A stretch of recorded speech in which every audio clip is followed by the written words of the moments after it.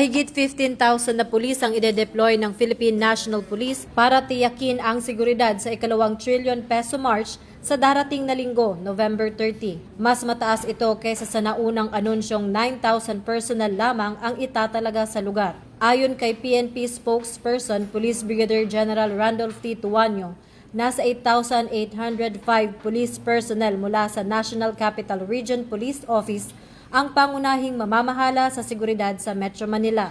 Bukod pa dito, 6,292 pang tauhan mula sa Special Action Force at mula sa Police Regional Offices ng Ilocos Region, Central Luzon, Calabarzon at Cordillera Administrative Region ang dadagdag sa puwersa upang masiguro ang kaayusan at kaligtasan ng publiko. Tiniyak ng PNP na handa ang kanilang hanay para sa anumang sitwasyon at nananatiling nakatuon sa pagpapanatili ng mapayapang pagdaraos ng malakihang pagtitipon. Dahil ito ang bagong PNP para sa bagong Pilipinas, serbisyong mabilis, tapat at nararamdaman.